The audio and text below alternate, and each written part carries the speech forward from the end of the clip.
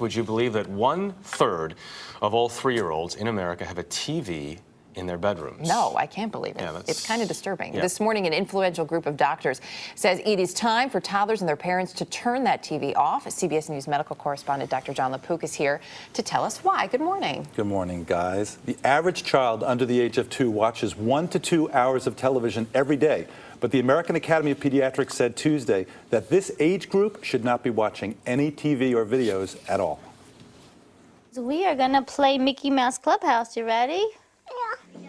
When it comes to television and her 2-year-old son, Ari, Nyla Camlett believes less is more. She allows just 20 minutes a day. It kind of turns off their brain a little bit. They're not actually having to think. They're not actually having to experience and learn things.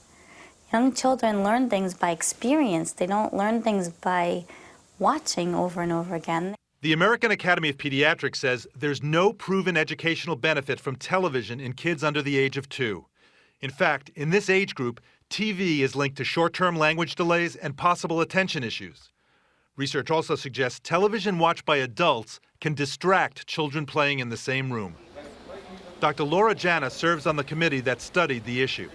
The fact of the matter is there is no proven educational benefit for these sorts of programs for children under the age of 2. And implicit in calling something educational means that a child or whoever's going to be watching it needs to understand the content and the context. It's unclear if television directly harms the developing brain, but the panel of experts says at the very least it takes away time better spent interacting with the real world. Children, very young children and even older children, learn better and do better with three-dimensional interactions. And I'm not talking about three-dimensional movies.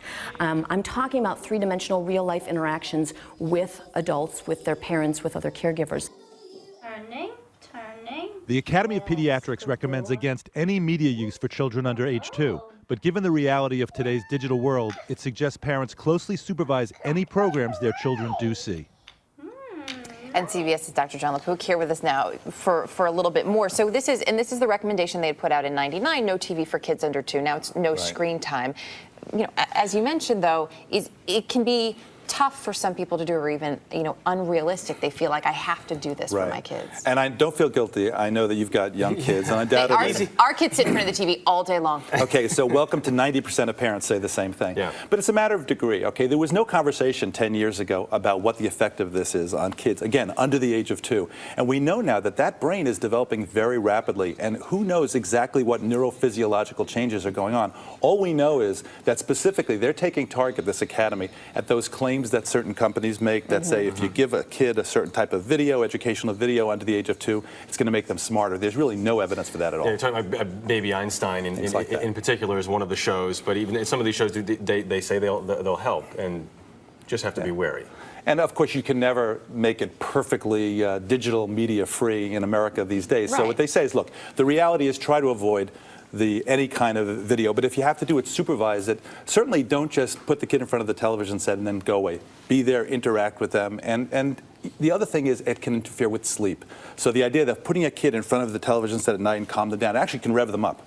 Gets their brain going. And in terms of sitting with them, I will say I've noticed it, my almost 5-year-old, it makes a big difference if I sit with him, because you can have a dialogue. Otherwise, they just seem to, and we don't watch a lot of TV in our house, but it doesn't matter, they just zone out. They zone out, and you want to have, they actually specifically say, don't just put the kid in front of the TV set. You want to actually leave them alone, but supervise a little bit, be nearby, but let them have alone time for unstructured, creative play, and let them use their imagination.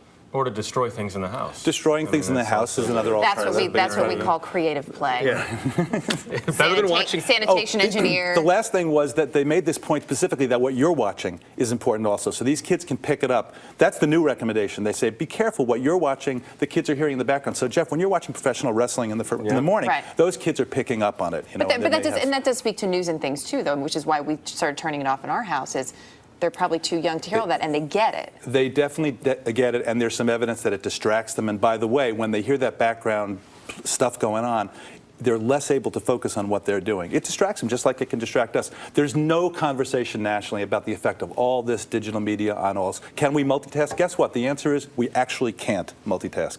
That's for a different segment. And it's not more productive. I look forward to that segment, actually. I'm going to tweet about it first while we talk about it. John LaPook, thanks. John, thanks.